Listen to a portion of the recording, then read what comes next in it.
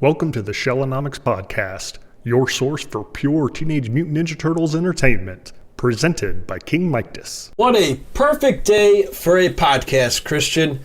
We're here once again with our good friend TMNT Talk. It is officially Teenage Mutant Ninja Turtles Day. So for those fans who do not know about this day, because it's not really talked about, some people say it should be August 8th, when the Turtles were kind of created, but Christian, before we get into the comics, can you explain what Teenage Mutant Ninja Turtle Day is all about and how this came to be? Well, if I remember correctly, that was in 1993 that the mayor of Los Angeles said March 19th is Teenage Mutant Ninja Turtles Day because in 1993 that was the date when Turtle 3 was released in a theater. So they to promote it, they created the Teenage Mutant Ninja Turtles Day, and yeah, we celebrate it every year. Like me today, I watched Turtle 3. Because that's the only real way to celebrate this day, to watch the perfect Teenage Mutant Ninja Turtles movie. You literally can't stop rocking. I still say, as much as I love the intros to 1 and 2, 3, I just like 3 the coolest. It's got that music, you're ready to go. As a little kid, I'm jumping off the couch, off my bed, doing karate kicks. So, it's pretty wild how Ninja Turtles Day came out in 93 because me and you would both, again, we're diehard fans. Turtle Mania is never dead for us, but, in the mainstream, it was taking a real big step back way in 1993. So, still it's pretty cool. We got our own day. So, happy Teenage Mutant Ninja Turtles Day. And we're going to get cracking with books 13 and 14. Now, book 13, as a turtle I was not familiar with on the cover, I'm like, wait, that's not Mike, Leo, Raph, or Don. So we're going to get into that and find out who this new turtle is here. But starting off first, I believe our first book is the Raphael Macro series, which almost has a Weapon X Wolverine kind of vibe here. Oh, yeah, absolutely. So this is the Raphael Macro series. And yeah, it's all about Raphael because after hanging out with Casey, normal patrol, Raphael gets captured by the Earth Protection Force. And as he's drugged and under surveillance, Raphael remembers his past after he was mutated and separated from the others, at the start of the series, way back. And he remembers that when he was alone in the streets, he befriended a homeless man named Blind Buck. But after a run-in with a gang, Buck died. And yeah, the anger after this memory that wakes him up, and Raphael breaks free from the EPF and he gets hunted, and it's really wild. As you said, he breaks free like Wolverine Weapon X out of this cage, and he gets he escapes through a park. The EPF is hunting him. It's really, really crazy, and his anger gets the best of him, and he starts going berserk with the soldiers, and he's beating them up left and right. But in the end, his friends, they come to him, Casey, Angel, Alopex, they come to him, find him, and they are able to escape together. And in the end, Casey, hey, I always have you back, and you don't have to fight these fights alone. And once again, a very, very interesting, like the others with the Macro series, a very cool, very good character spotlight for in this part it's about Raphael, and it was really, really good and great art once again. And they're jam-packed too, well over 40 pages usually for these Macro series too, so you get your money's worth. I guess I didn't ask this before live, but how much did those comics cost? Were they a little bit more than the regular issue because it was a Macro? Can you recall? If I remember, there were a few dollars more because, as you said, they were double the size as the regular comic. Yeah. So, all right, now we're going to get back down to business here. We've got they just keep pumping out the volumes here. We've got a lot of stuff. We're living in the 90s now. Issue number 90 with some crazy showdowns once again. Oh boy, yeah, this issue, number 90, Teenage Mutant Ninja Turtles, number 90, it starts with everyone remembering, Turtles and Friends remembering Slash, because remember, he died in the last book. But Old Hob, he's not sad, he is pissed. And he wants to take the war to those who are a danger to mutants, and now he's really ready for it. Meanwhile, none other than Metalhead confronts Bishop, and he proposes a partnership. And at Foot headquarters, suddenly Karai reappears with her mutant team, and she wants to talk to Splinter about taking back the leadership of the Foot Clan from him. Whoa. That's going to be pretty interesting here, because when you break down these next ones, I wasn't expecting what was going to happen. So feel free to break this one down, because someone wants something back. Oh, yeah. Well, with issue number 91, Karai is here to, as I said, take back the leadership of Foot Clan, but she comes in peace. It's not like, I want a war.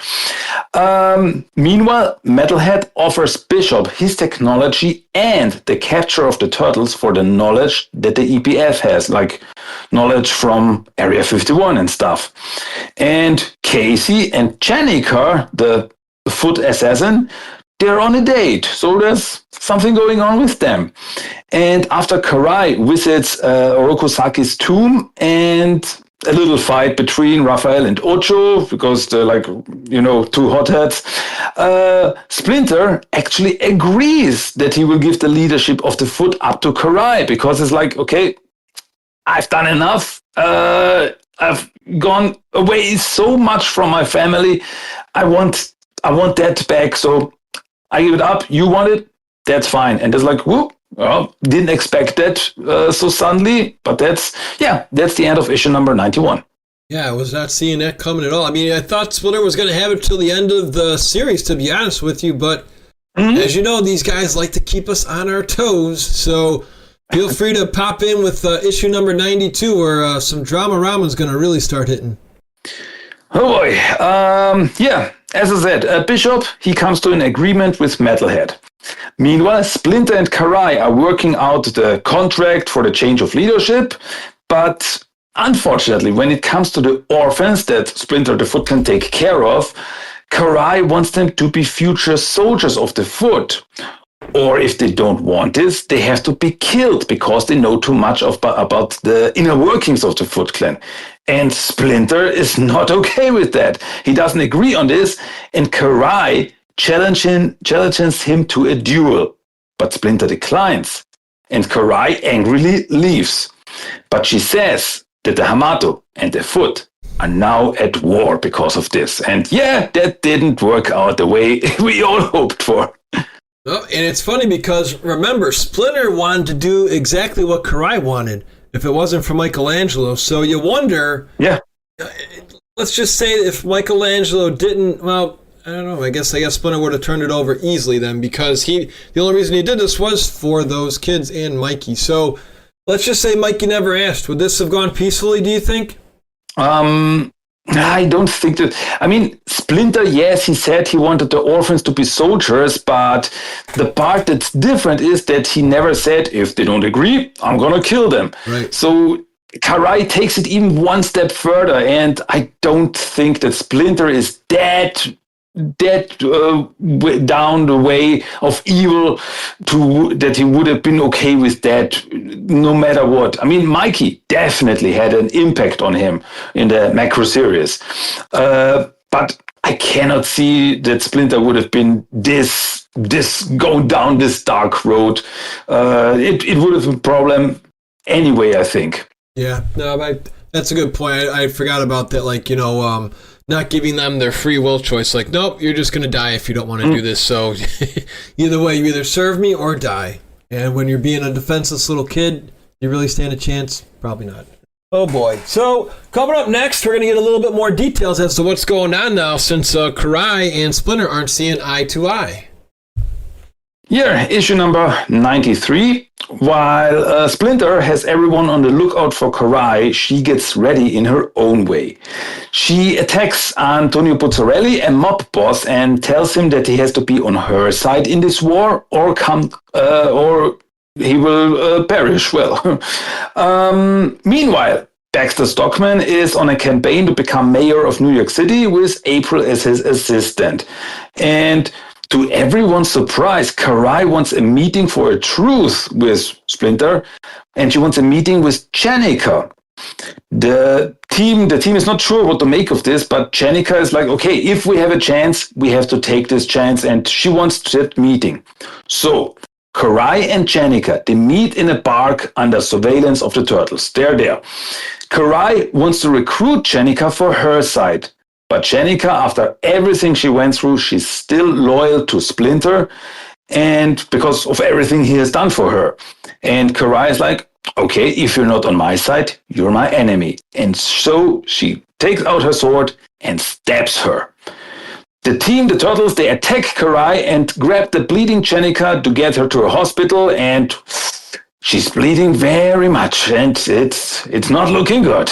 I don't know. I wanted to ask you too, Christian. Does your country do a free comic book day like us out here in the States? Are you ever able to get any comics, either Turtles or Marvel or anything for no cost? Unfortunately, I don't have a comic shop near me, but I know of comic shops, and they do the free comic book day, and they also get the free comic book issues. Yeah. Okay, very, very cool. That's good to know everybody does it, not just us. Because I've talked to you before about stuff, and you're like, no, like even this weekend, like we are sadly not getting the Turtles Secret of the Ooze back in theaters. So I'm glad we were able to send that little bonus piece to you, so you got to see that. And if you guys stick around for the end of the video, we're going to talk about that here too, because I wanted to get your thoughts live on that. That was going to be my bonus treat for those who make it to the end of this podcast of Shellonomics here on YouTube and Spotify. I want to talk a little bit more juice about that bonus video. But still, we're still at war here, this war at large. The Turtle comics love using City at War. It's just, it's their thing. You know, you got Doomsday with Avengers. Here we've got City at War. So feel free to keep breaking down this huge war we got going on. Yeah, pretty much it starts here with the Free Comic Book Day issue with the title Casualty of War, as the team is on the way to the hospital. But the van where they're driving in gets attacked by Koya and Bludgeon, and the fight starts. They're able to reach the hospital with Jennika, but foot ninjas and mob gangsters working for Karai are waiting for them. So they have no other choice but to take Jennika to Harold's lab. Once again, it's just Free Comic Book Day, short story. And in this comic, there's also a short story called Road to War, where Akka recollects everything that happened before with the Turtles, the Foot, Mutanimals, Bishop, Karai, etc., etc. So it's a little recap. It's one original story and one week recap story. And hey, for a free comic, that's pretty awesome. Oh, yeah. So get into issue number 94 of Teenage Mutant Ninja Turtles. Bishop and Metalhead, they infiltrate the Turtles' lair, but, well, no one is there. The team with Jennika, they arrive at Harold's lab, and they would need some ooze to heal Jennika. So, meanwhile, Old Hop and the Mutanimals get ready to attack Null Industries again. And none other than Raphael teams up with them. So they attack the building, and Null escapes. But Old Hop wants all the data on the mutation experience to make more soldiers for his own cause. And Raph just goes along with the plan. And yeah, that's issue 94. That's the start. Well, I gotta say, it's the start of this, on the road to 100. Wild. Yeah, there's been so many rad team-ups so far in here where, Mikey, Mondo Gecko, and Alopex, and nobody, pretty much Angel. But this is the one I was hoping for one day. I was talking to you on the side, I'm like, can we please get our Raph Hobb team up? And we're going to get it. And we're going to see how long it lasts, because we've got the big shocker coming in 95. I mean, you could pretty much do 95, 96, and 97 like all together. But I think after you break 95, we do got to talk a quick second, because you already know what's coming. I do now too. So feel free to just be like, whoa. Yes, issue 95, another TMNT comic book that back then everyone was talking about. So, Jennika gets some ooze that will hopefully heal her. But then, suddenly, Metalhead and the EPF attack the lab. The Turtles and Jennika have to escape with the van while a big fight is going on. And Jennika, it was not enough. The ooze was not enough. She's still at the brink of death, and so the Turtles have one final plan to save her. Leonardo gives her a blood transfusion, which actually heals her. But because of the mutagen in his blood, suddenly Jennika starts mutating into a turtle. Bam! Okay, so now when you were reading this for the first time, I heard spoilers on this. I wasn't reading them anymore, but I kept seeing popping up all over Yahoo and whatever other, Google was still around, was around obviously when this was out. But Fifth Turtle. What were your opening thoughts, Christian? Because again, like I say, when you got your Mount Rushmore Turtle fans, you're up there. I mean that wholeheartedly, dude. You're one of the guys who just loves everything Turtles. You're there for it. So, opening thoughts here. Was there pullback? Were you shocked? You're usually there for it, is usually your slogan, but were you really there for it with Fifth Turtle here? I'm curious. I'm not against it, and I can say this much. I really, really like Jenica. She's been in the story for a while. We got to know her. She was a cool character. And I definitely did not expect this turn of events. I did not expect her to get mutated. And that was a real big, it's like every book we're like, wow, that was a big shocker. And they just keep coming. And this is no difference here. It was a big surprise. And, it always depends on how you do it. It's like, okay, we need another turtle because of toy sales or anything. It's like, that's not the best reason. But if you're like, hey, we can do this and make an interesting story about it, it's like, okay, you have my attention. And yeah, they really went there and surprised pretty much everyone. And the way they handled Jenica with the next few issues and the issues to come and the stories to come, I gotta say, I really, really like Jenica. She's a cool character. She's a good addition to the team. And I never got the feeling that she's like, okay, we have this cool new characters. Here, she's in the spotlight. And the turtles, well, the 4 turtles, they're in the background now. No, it was never like that. She becomes a turtle. She gets mutated. But it's not like she's the focus now of this story. And it's still about the turtles, but she's part of the team, part of the family. And with this, she's like the big sister of the 4. And with this, it really works, in my opinion. I've never had a problem with Jenica. Yes, it surprised me. And I gotta say, no, I'm on a rant here. But one thing that's really a pet peeve of mine is when someone like online posts a picture, like a cover of the comic or anything, we have the turtles and Jenica on it.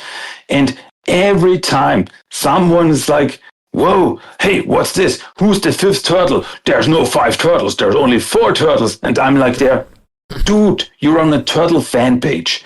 Jenica, as a mutant turtle, has been around since 2019. Since almost 7 years. You never heard of her?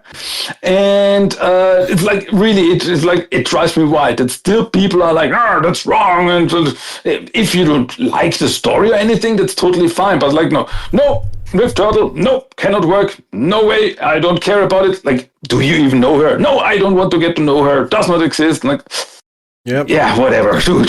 So, yeah, I'm gonna step down from the soapbox now, but yeah, that's just my 5 cents on Jenica now. We definitely, again, guys, we're gonna plug Christian's channel too if you have not checked out his channel, because I'm sure he's got plenty more thoughts with Jenica stories with all the new ones, because I believe you also said that she does carry over, even though we're gonna wrap up the IDW collection in a couple of weeks here, she still lives on. So I'm gonna actually piggyback off that. So let's go back in time, shall we? Because this is a real controversial conversation we're probably going to have if we had other people on this show. Peter Laird refused to have a 5th turtle, remember? That was the downfall of the Eastman-Laird relationship, was because Venus was coming on in the 90s. So I'm not saying it, but maybe this was Kevin Eastman's second chance. Is like, if we were going to have a female turtle, let's make sure we do it right. Let's make sure it's not all about her. I'm going to give you my opinion when we're done with this whole book, because I'm a little concerned if this is going to turn into the Jenica show. I know you're saying it doesn't, but I'll read and I'll give my taste too. But the one thing I am going to say that me and you can both agree on, because I like doing analogies here, is let's just do a huge example of the Avengers, right? How many times have the Avengers had new characters? Remember? How many times have the X-Men got new, mutants in their group? Has anybody kicked them out? Did anyone ever say, Psylocke doesn't belong or Nightcrawler? It should just be the originals? Because if you're talking only the originals, Wolverine would have never been an X-Man.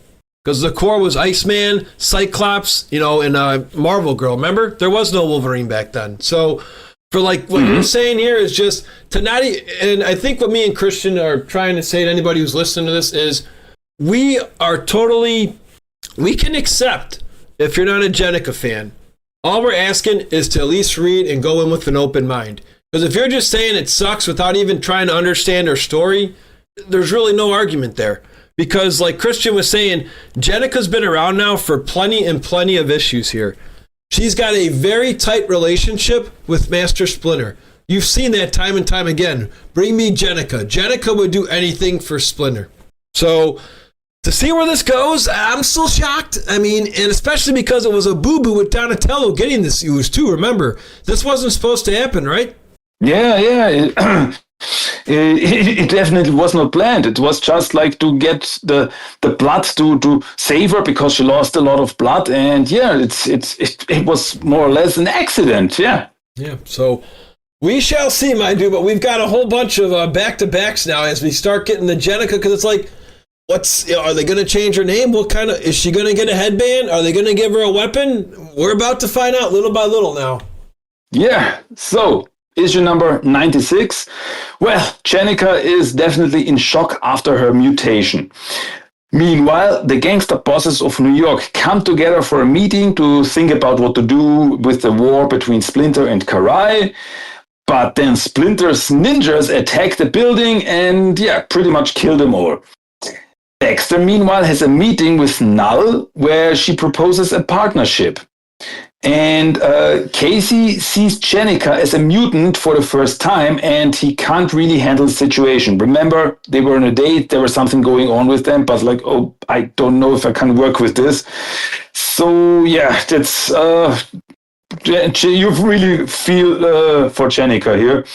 So later, Splinter gets actually attacked by Karai at his headquarters, and she brought all her ninjas and mutants with her for an all-out attack, which pretty much leads straight into 97, where there's a big battle at Foot headquarters, and meanwhile, Harold and Libby, they are captured by the EPF, remember, because Metalhead and the EPF, they attacked his laboratory.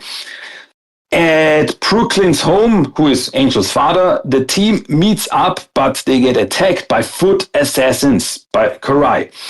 After the fight with this assassin, Jenica grabs one of the bandanas of the assassin and makes it her own yellow mask, because, hey, you're a Ninja Turtle, you gotta have a mask.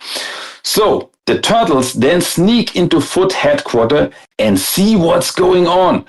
But Splinter is captured, and Karai now takes over Splinter's Foot ninjas and the whole Foot clan. So the Turtles, they see that they are outnumbered, and they're like, okay, we can't really do anything right now, and so they leave for now to fight another day. And they're like, okay, that's where we are now. Karai took over the Foot clan, and Splinter is captured. That's bad. Oh, it certainly is, my dude, because you're like, and Karai's pretty pissed at Splinter too, so this isn't going to be just like a peace treaty, I don't feel. So, we got our breath caught up. Let's go into the next one. Alrighty. TMNT number 98. So, Bishop actually meets with Han, and he asks him to help him with the mutant problem, and Bishop, by the way, has 2 Slash clones with him, which he controls. And Han is totally on board with this. Fight all these stupid mutants. And Hop gets ready for a big project, which we don't really know a lot about now. Raphael and Leo, they have a fight over what to do next. And after this, Raph is like, I'm out of here, leaves and goes back to old Hop. Baxter actually wins the election, becomes mayor of the city, and has a big public conference. And suddenly, in the middle of this, the Mutanimals arrive, and Baxter and April are like, okay, we're out of here. They leave.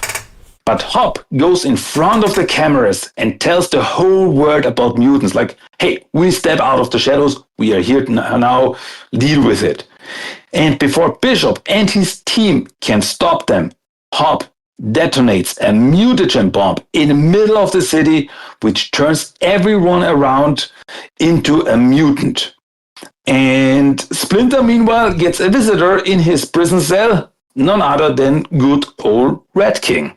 Like, okay, once again, wow, what is going on here? It's like Hop's mutagen bomb was definitely like the big shocker of this issue, I gotta say. Yeah, and you've got Raphael once again. It's like this is not what I wanted. That's what happens sometimes, though. It's the same thing when you get into relationships. It's like, oh, this isn't what I want. Well, what did you want? You know who the person is. I mean, Hobbs been like this since day one. This is his path. He loves mutants. He wants to protect mutants. What were you thinking, Raphael? You know what I mean? It's like, I'm sorry, but that's on you. As much as I love that team up, I mean, Hobbs crazy. We both know. I've got a soft spot for him, but at the end of the day, right? I mean, that's what he wants, right, Christian? Yeah, absolutely. And it's like Ref didn't realize it. It's like, hey, I'm also a mutant. Hey, I can help here and there, but that pretty much old Hop is pretty much a terrorist now. He's doing this and Rev realizes it too late, and he's really like, as you said, it's like, oh, this is not what I wanted. This is not what I wanted. It's like, we're talking about Hop here. So it's not that big of a surprise, dude. So yeah, Rev could have seen this coming, man.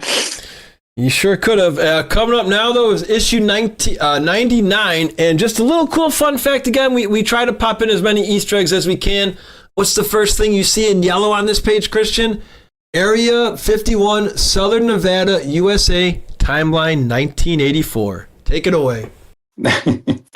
So, yeah, this is pretty much where...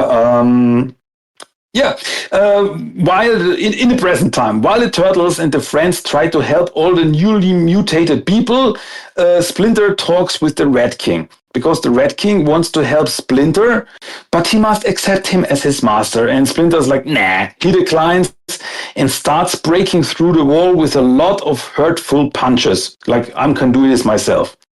Donatello, meanwhile, confronts Metalhead at Harold's old lab, and after a short talk, Donatello is able to shut Metalhead down with a kind of EMP bomb. So Metalhead is off the board now.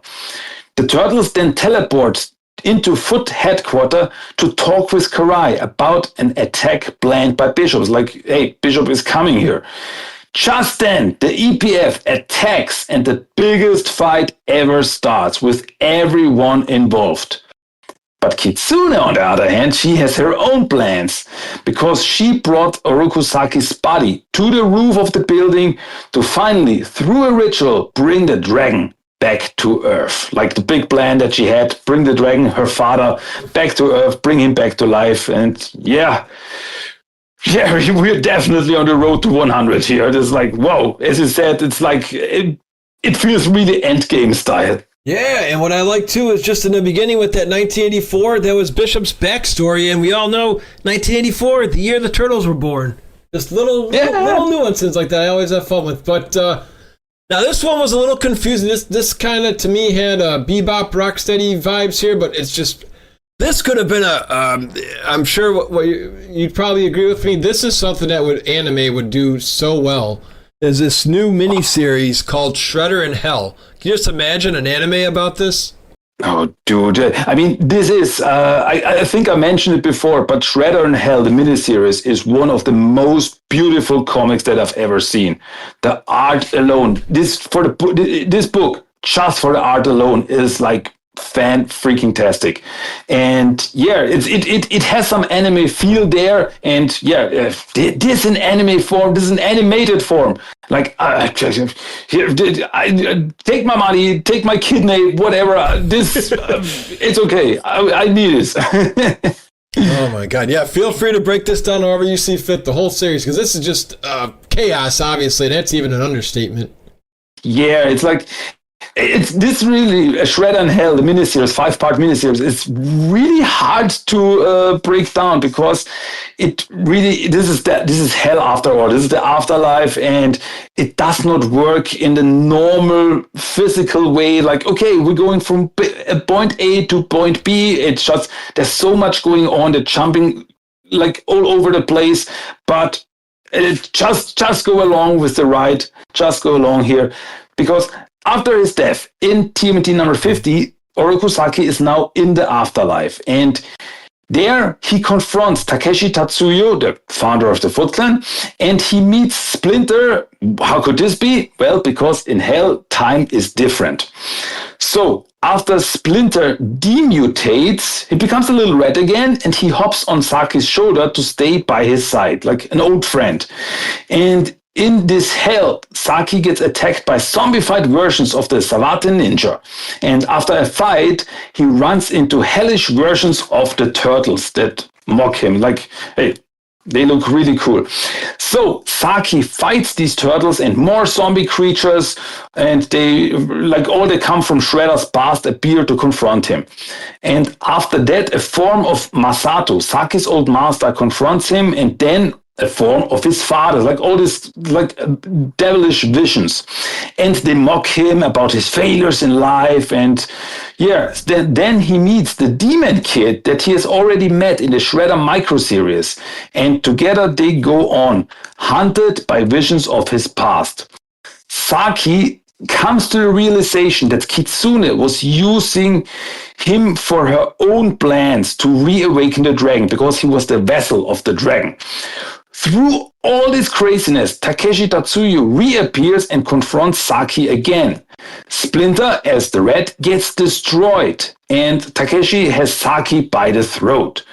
Takeshi brings Saki to the dragon, who finally wants to take him over. So Yoshi reappears as human and fights off Takeshi, but then he gets reunited with Tang Shen and they disappear. Saki then meets the second entity next to the dragon called the Dreamer, and the Dreamer and Dragon, they were the ones who created their children, the Pantheon, like Kitsune, Red King, and so on and so forth. So they're like the big gods of this. Because the dragon was causing chaos and corrupted the human world, the Dreamer binds the dragon to a human soul, like Takeshi and later Saki. But Saki now doesn't want to be just a vessel for the dragon. So now he is his own. He forges his own fates, and he confronts the dragon. Saki, with newfound powers, confronts the dragon, and the gigantic mystical battle starts. Once again, very anime-like. And with Splinter's help from the real world through meditation, so Splinter in the real world meditating is able to get in contact with Saki, and he's finally able to get the dragon under control. And then in the real world, Kitsune is preparing her ritual. But Akka comes in and she wants to stop her, but she gets her throat slit because Kitsune needs her blood for the ritual. So Akka is dead, and then the body of Shredder reawakens in the land of the living, and that's the end of the Shredder in Hell miniseries and the start of issue number 100.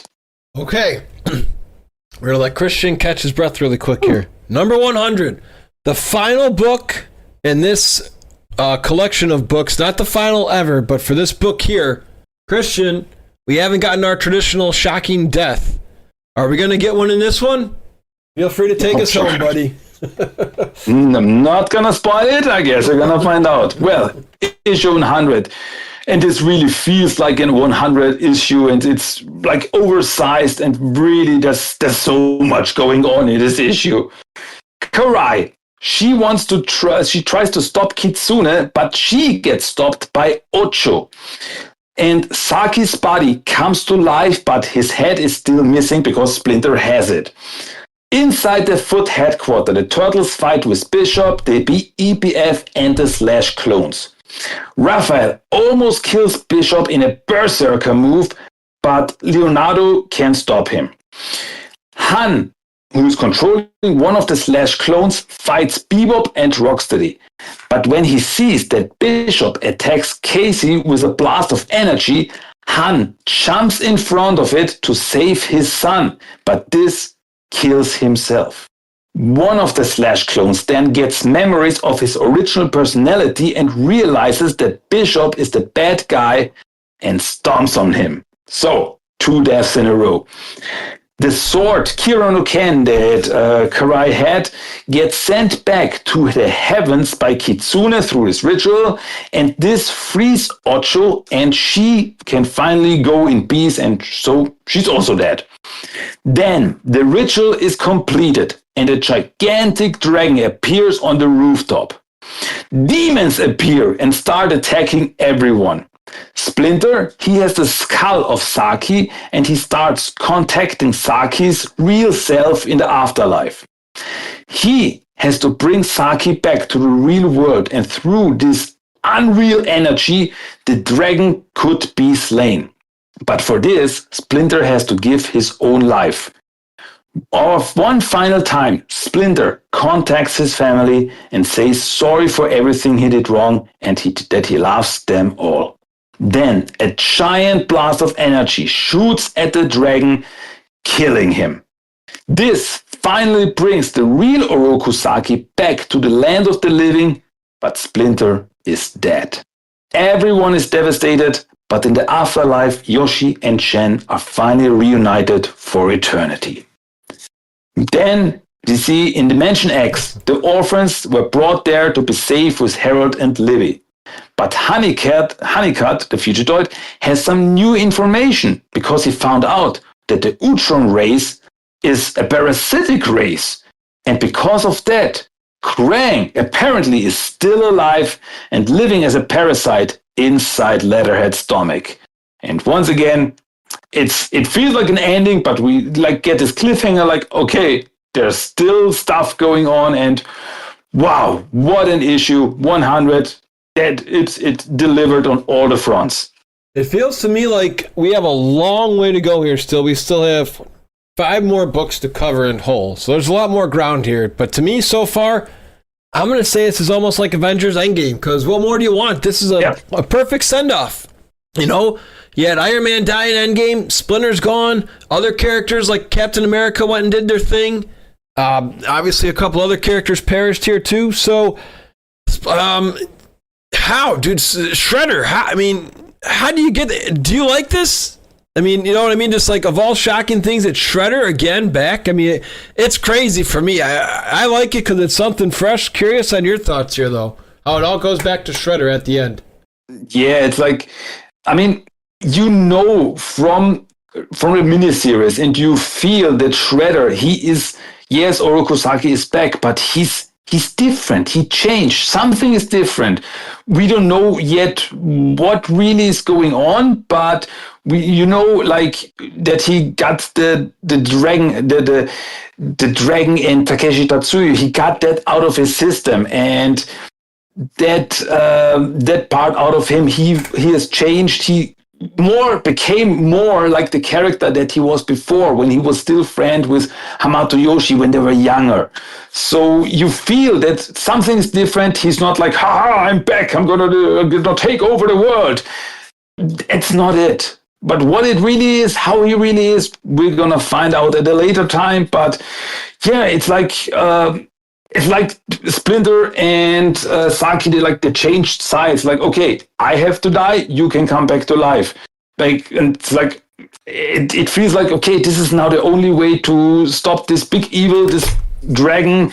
And okay, I'm not sure what it really means, but I'm very interested where this is going. What are the plans now that Orokusaki is back in the land of the living? So, okay, show me more. And hey, we're up to for a world without Splinter. What does this mean for the Turtles? So that's also something that we did not see much in Turtle media. So I'm curious where this is going with the next story.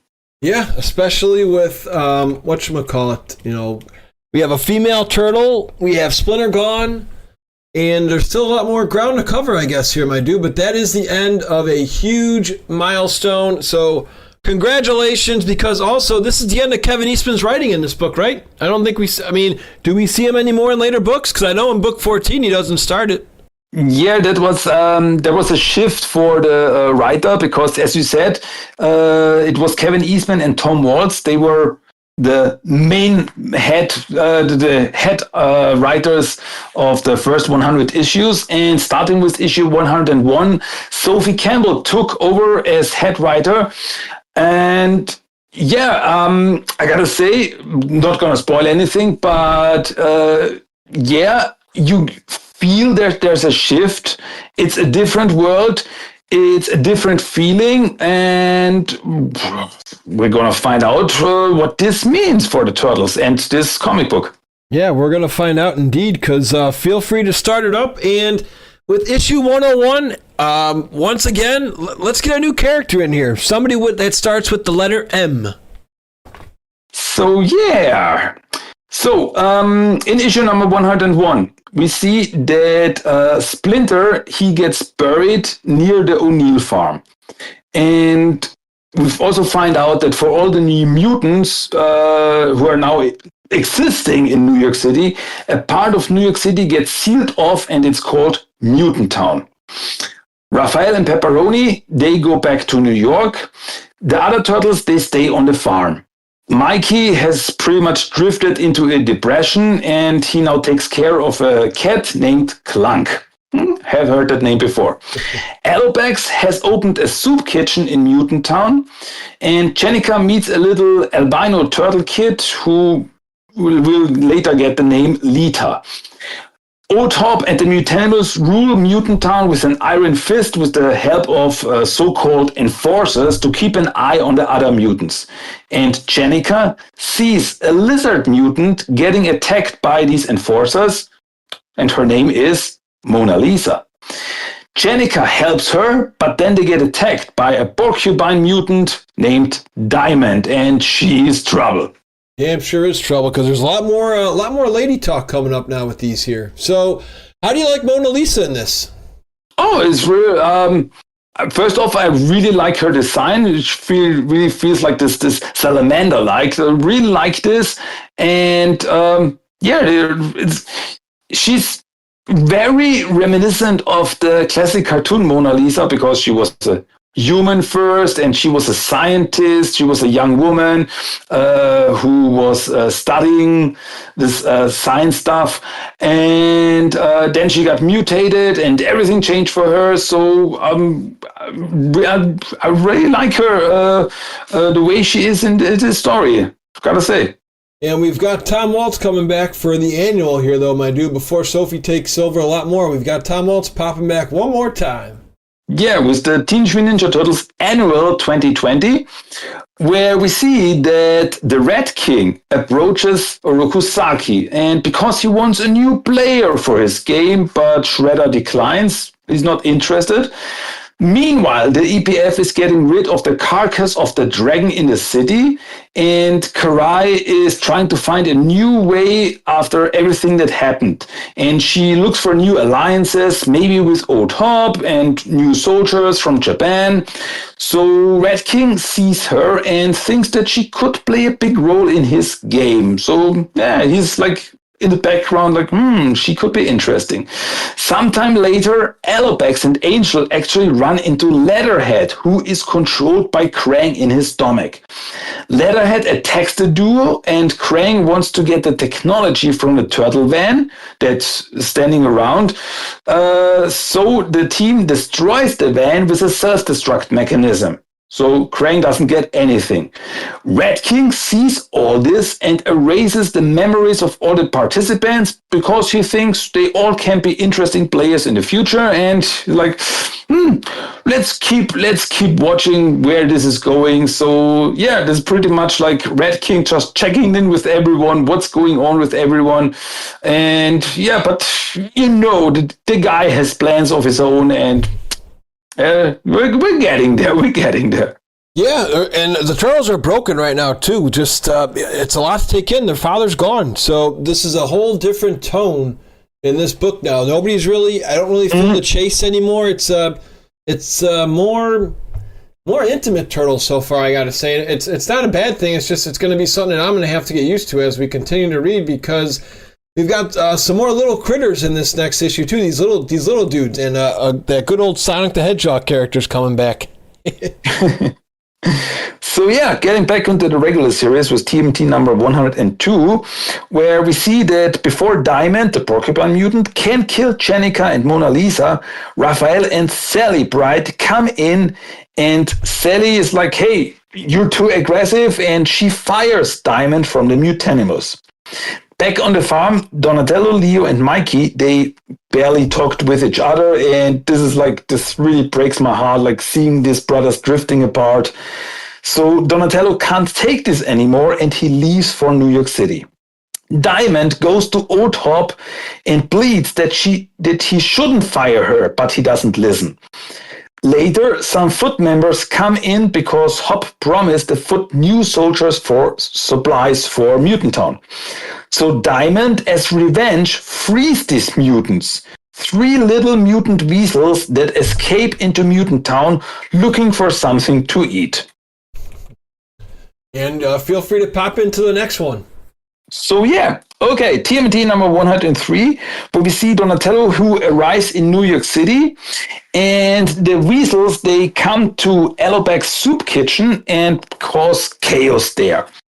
Back on the farm, Clunk runs off, leaving behind a very sad Mikey.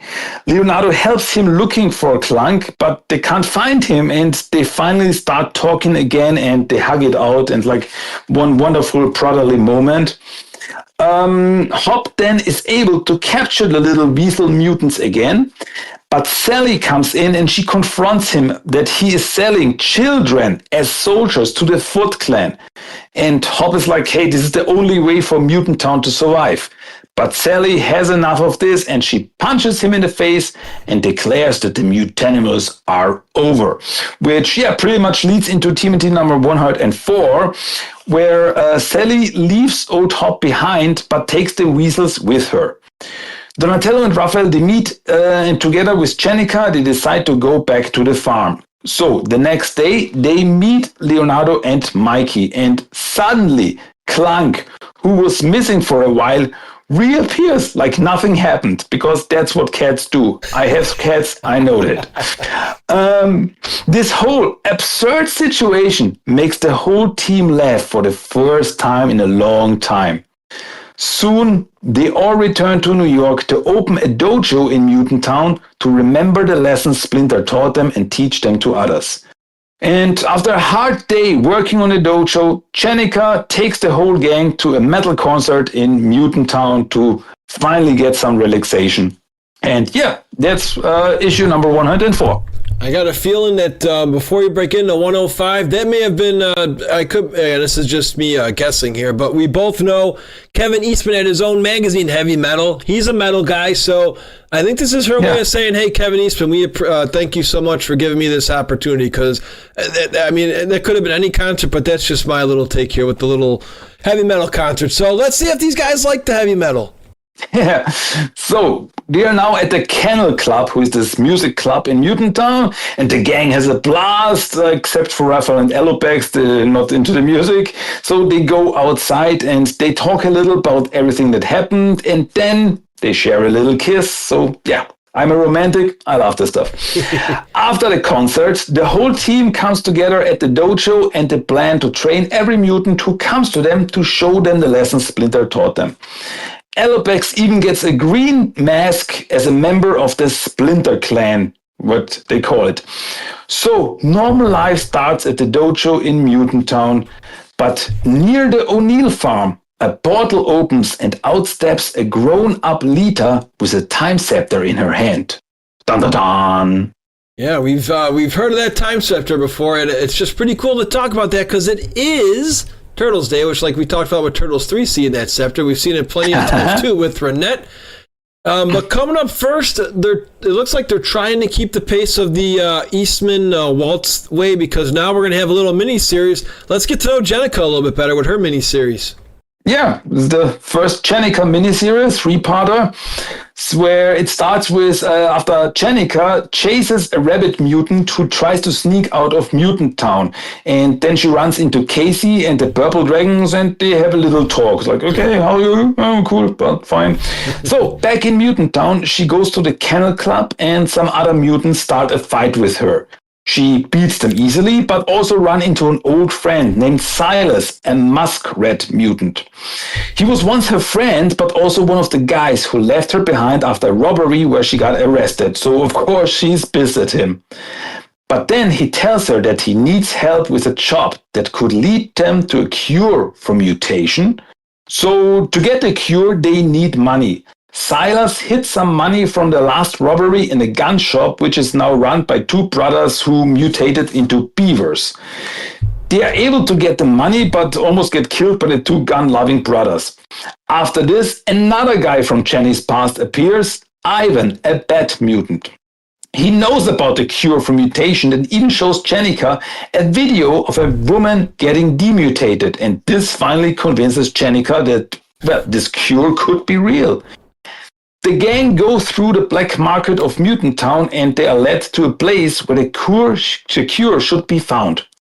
In an underground dungeon, they run into the dealers of the cure, who are none other than Bebop and Rocksteady. And it's all a scam, and they just did it for the money. Chenika fights with them, and they escape.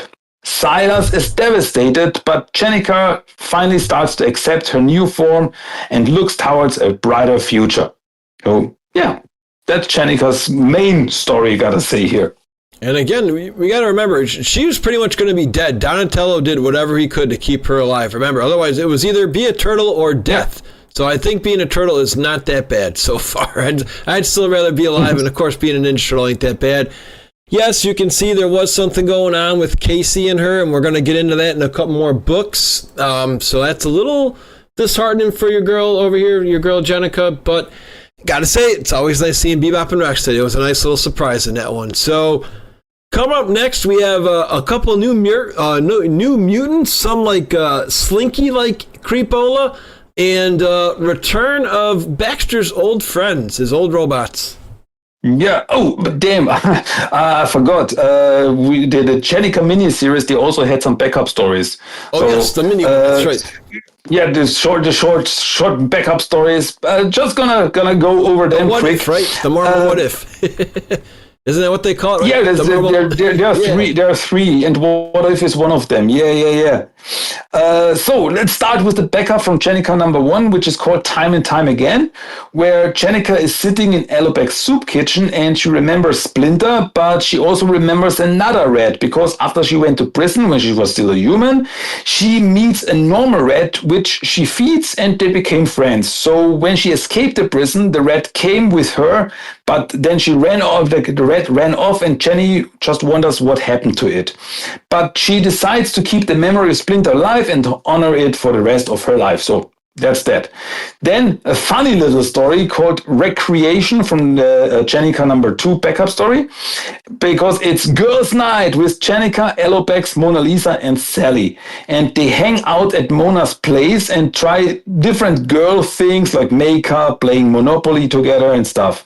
In the end, they realize that they just aren't normal girls. They are friends, but have different hobbies. And so they do what they enjoy the most. Mona is reading a book, Sally is building something, and Alopex and Jenny are sparring, and they're just having fun. I really like this little story here. And then back up from Chenika number 3, which is called What If? Chenika thinks about what would be different if she would have been part of the Hamato family from the start. Like, would she have grown up with a loving family? Would she have fallen in love with Casey too?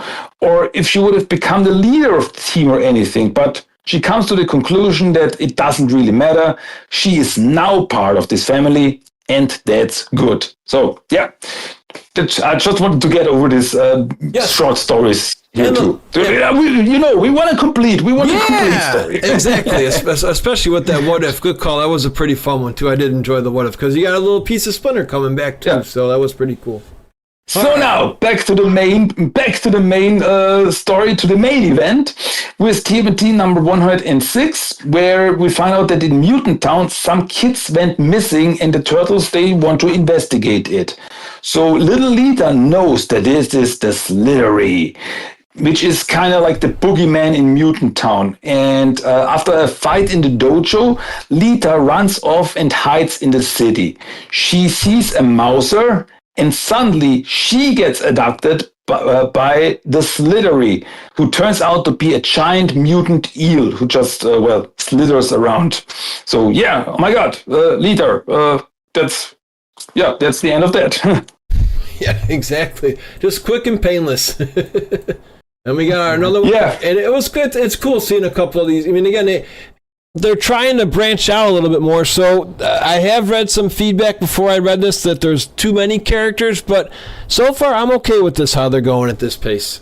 Yeah, I mean, we're talking about like old top mutated, like hundreds of people. So Yes. Of course we see a lot of them here in Mutant Town, and yeah, but most of them, they are background characters. So this is also something that it feels different because the whole world changed. The world of the Turtles changed. Mutants are out in the open. There are a lot of them, and they're living in their own part of New York City.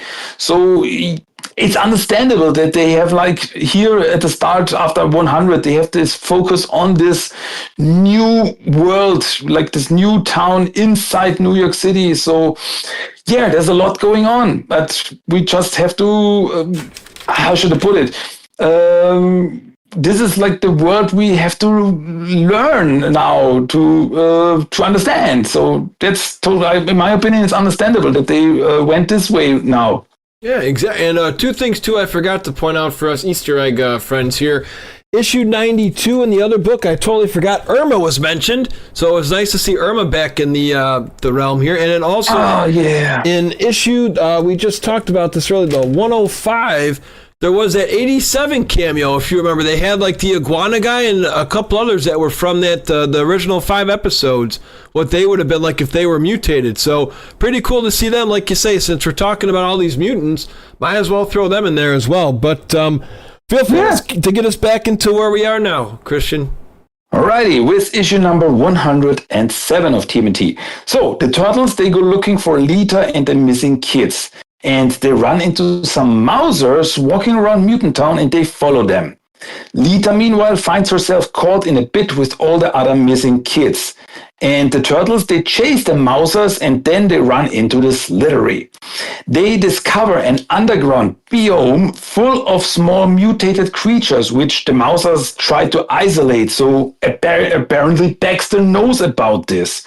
But suddenly, one by one, the Turtles get grabbed by the Slithery, which pretty much leads straight into TMNT number 108, where the Turtles wake up in the same pit where the kids are, and with the climbing claws, they are able to get out of this pit.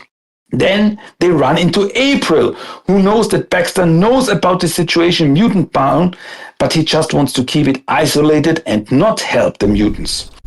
After the kids are saved, the Turtles confront the Slithery again, and after another fight, the Slithery escapes and swims off towards the sea. But since the Slithery is not really evil, it's more like an animal, it acts like an animal, the danger is gone for now. But some of the Mousers bring Baxter some of the eggs that the Slithery has laid, and whatever he has planned with that.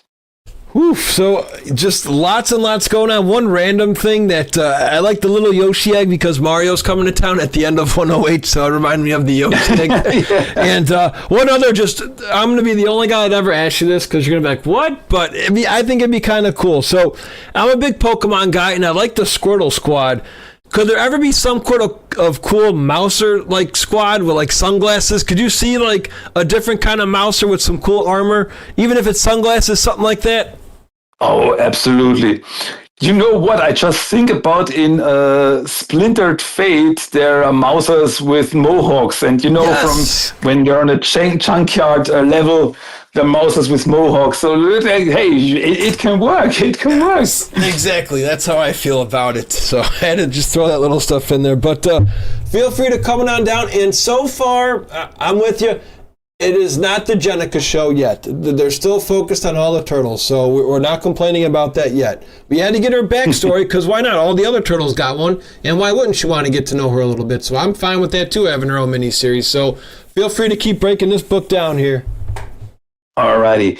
With issue number 109, Donatello and Mona Lisa, they're working together to start rebuilding a school for the kids in Mutant Town. And Jenica then goes to the Kennel Club, and there she runs into Diamond again, but Jenny immediately attacks her, but it turns out that she didn't want to fight. Diamond didn't want to fight. And Jenica, because Jenica thinks about forming a band, and Diamond wanted to ask if she could be part of it. So, yeah, big misunderstanding there. Mikey, meanwhile, starts a radio show for the citizens of Mutant Town. And while all this is going on, an octopus mutant sneaks into the dojo late at night and suddenly attacks Leonardo, which once again straight goes into TMT number 110, where Leo fights the octopus mutant and he runs off, but Leonardo chases him. Meanwhile, Raphael and Alopex are having a date night, and they run into a gang of bikers called the Roadhogs. Through a misunderstanding, the leader, called Tusk, starts a fight with Rev, but Alopex says that they should rather have a race on the motorcycles, which they do. Raphael is in the lead, but when Tusk has an accident, Rev comes to her help, and for this, she's like, okay, we're cool now, and she gives him one of the motorcycles. Leonardo, meanwhile, follows the mutant octopus to the headquarters of the Mutanimals, and it turns out that Hop wanted to find out what the turtles' plan with the dojo was, and so he sent the octopus mutant there.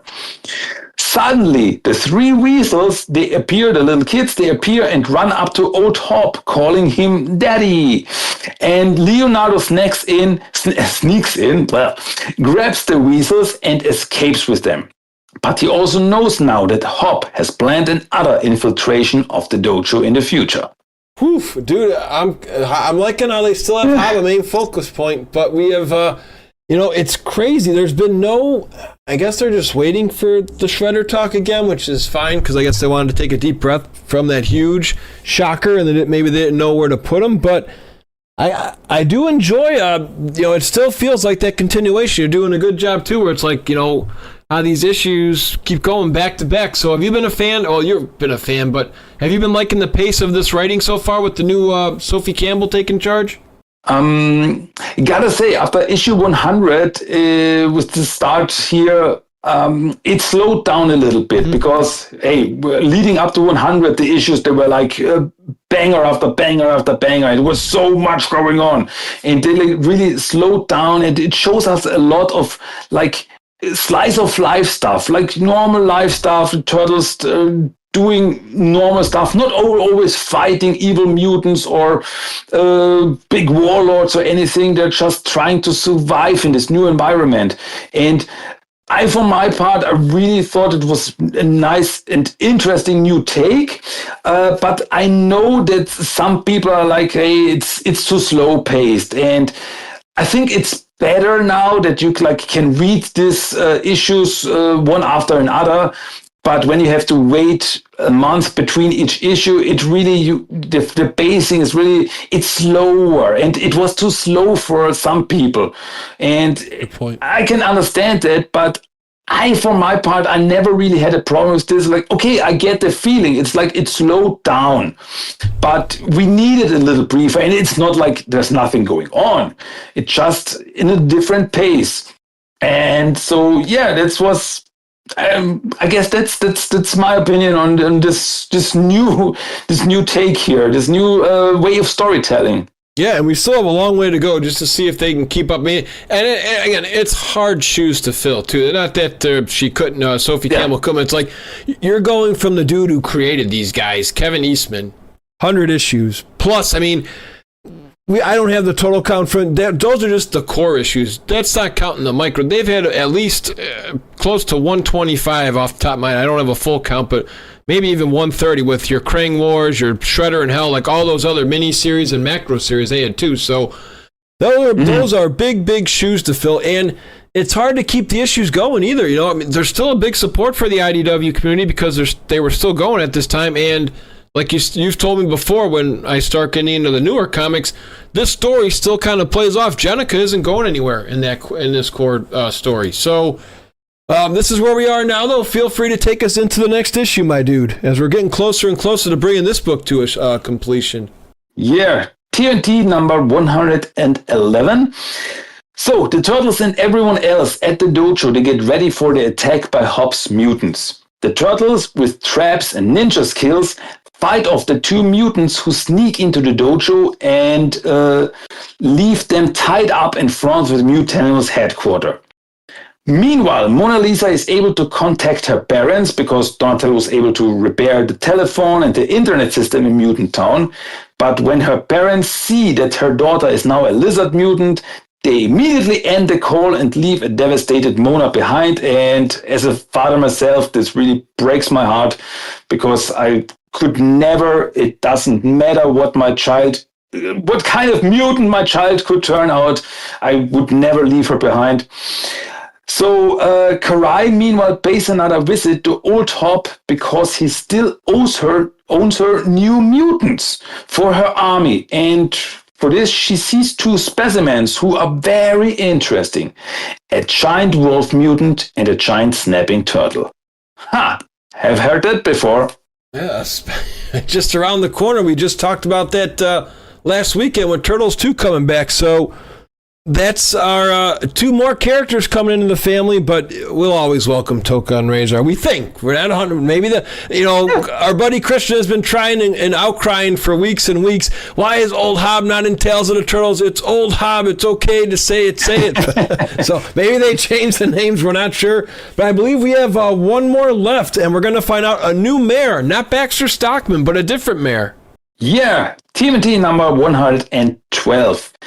April, Casey, and Angel, they visit their friends in Mutant Town, and there's a self-help group of mutants in town who come together for a meeting, and they talk about how the mutation changed their lives, and some are very unhappy about it, but others see this as a fresh new opportunity in life.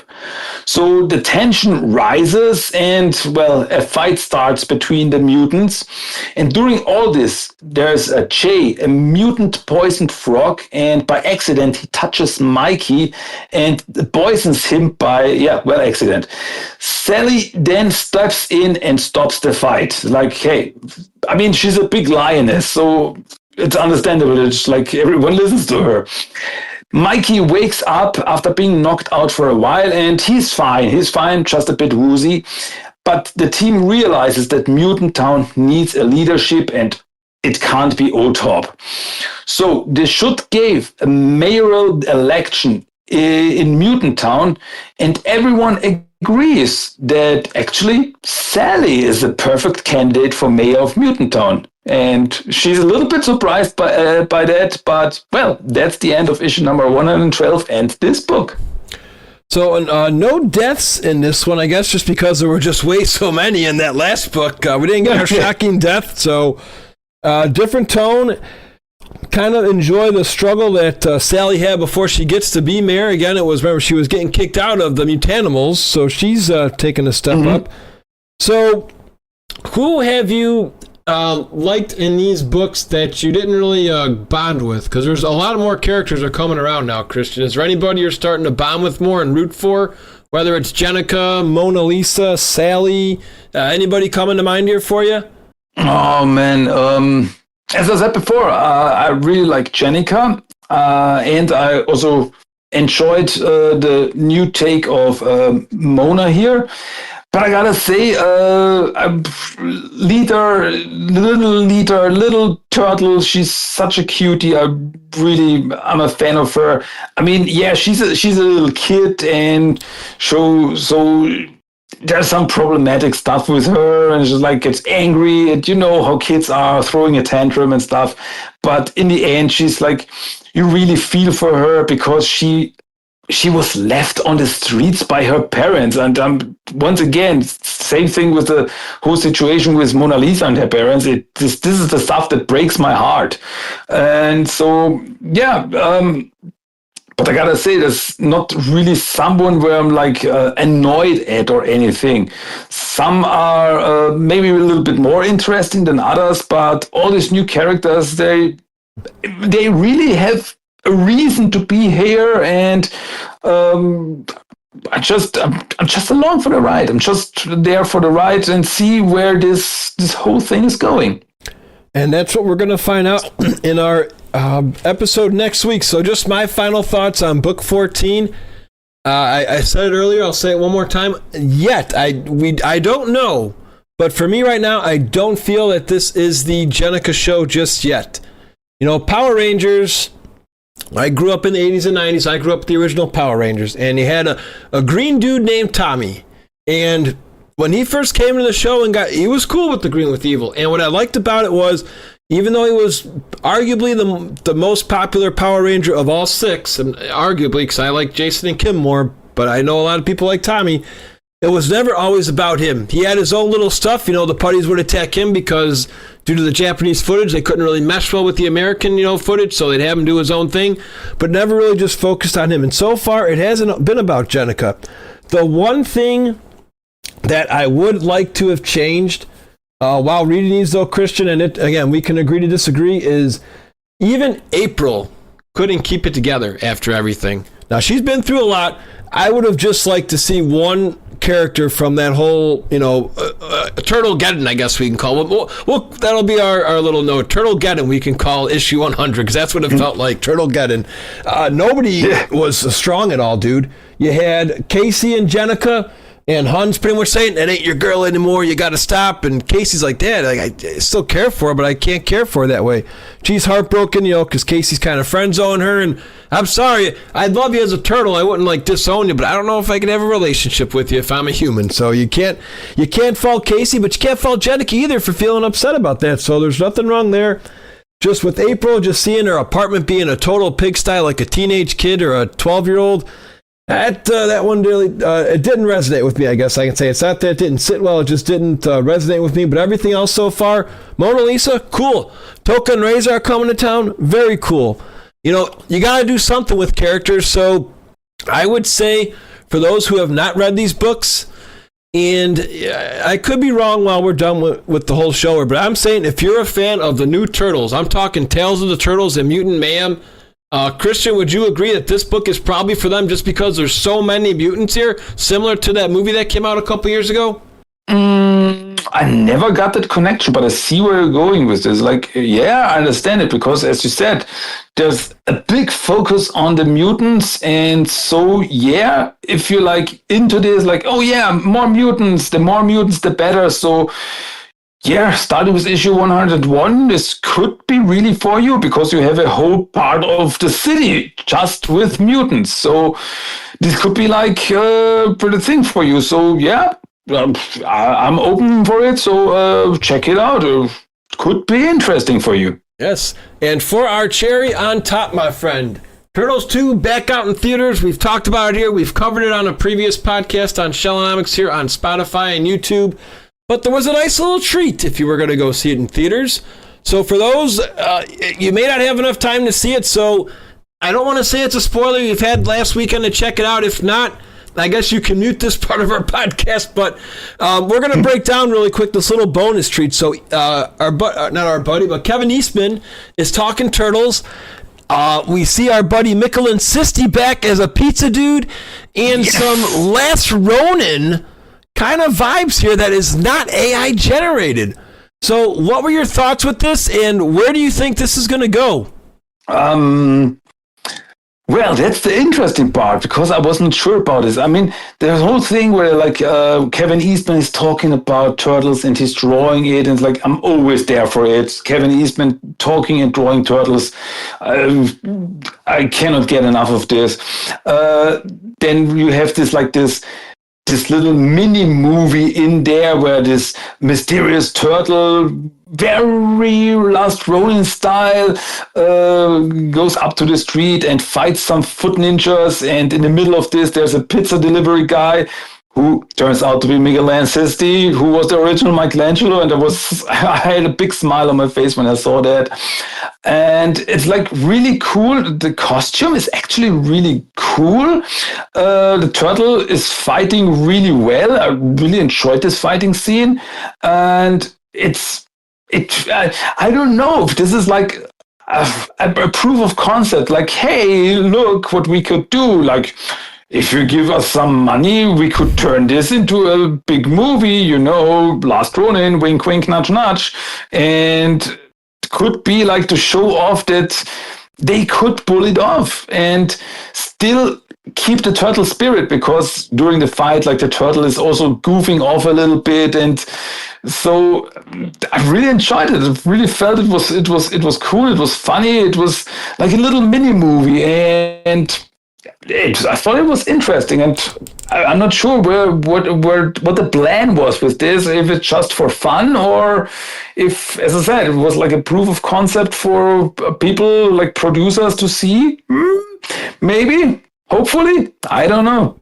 It has to be, because otherwise I wonder why else would they would show that. But it didn't even have the little nuck nuck like Three Stooges comedy there with the sound effects and the hits at the end too. So for us old school fans, we love it. So that's going to do it here, guys. Books 13 and 14 are done. We still have 2 more weeks to cover.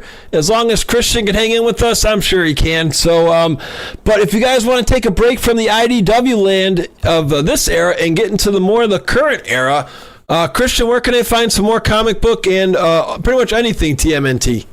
Yeah. You could check out Teenage Mutant Ninja Turtles The Talk, which is my little podcast where, I talk in my English episodes. I mostly talk about the newest TMNT comics, and they're still going strong. And just check out TMNT The Talk on Spotify, Apple Podcasts, and wherever you listen to podcasts, or just go to my website, tmnttalk.com, where you can find all the stuff, all the newest episodes, and all the social media stuff, and whatever.